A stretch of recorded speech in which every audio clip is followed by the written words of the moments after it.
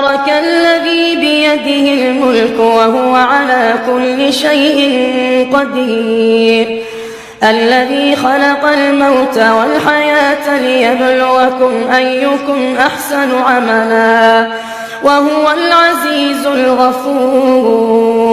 الذي خلق 7 سماوات طباقا ما ترى في خلق الرحمن من تفاوت فارجع البصر هل ترى من فطور ثم ارجع البصر كرتين ينقلب إليك البصر خاسئا وهو حسير ولقد زينا السماء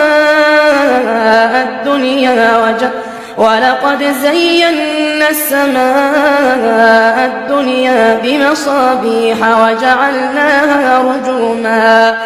وجعلناها رجوما للشياطين وأعتدنا لهم عذاب السعير وللذين كفروا بربهم عذاب جهنم وبئس المصير إذا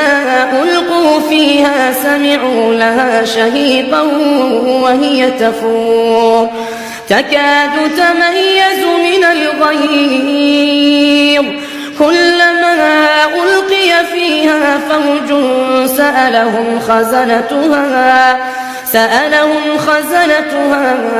ألم يأتكم نذير قالوا بلى قد جاءنا نذير فكذبنا وقلنا ما نزل الله من شيء إن أنتم إلا في ضلال كبير وقالوا لو كنا نسمع أو نعقل ما كنا في أصحاب السعير فاعترفوا بذنبهم فسحقا لأصحاب السعير إن الذين يخشون ربهم بالغيب لهم مغفرة وأجر كبير وأسروا قولكم أو اجهروا به إنه عليم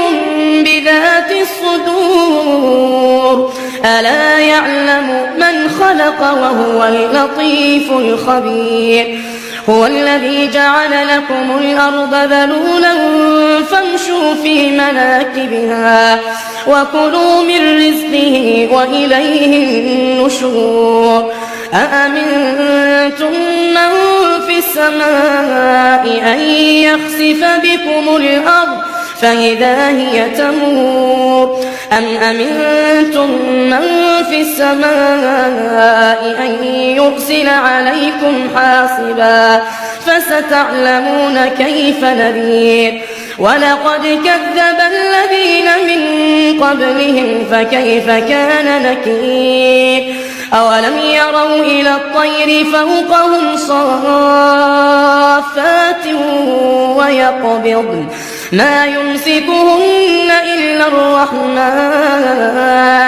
إنه بكل شيء بصير أمن هذا الذي هو جند لكم ينصركم من دون الرحمن إن الكافرون إلا في غرور أمن هذا الذي يرزقكم إن أمسك رزقه بل لجوا في عتو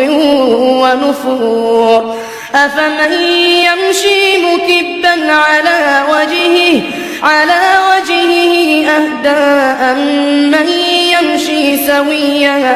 أمن يمشي سويا على صراط مستقيم قل هو الذي أنشأكم وجعل لكم السمع والأبصار والأفئدة قليلا ما تشكرون قل هو الذي ذرأكم في الأرض وإليه تحشرون ويقولون متى هذا الوعد إن كنتم صادقين قل إنما العلم عند الله وإنما أنا نذير مبين فلما رأوه زلفة سيئة سيئت وجوه الذين كفروا وقيل هذا الذي كنتم به تدعون قل أرأيتم إن أهلكني الله ومن معي أو رحمنا فمن يجير الكافرين من عذاب أليم قل هو الرحمن آمنا به وعليه توكلنا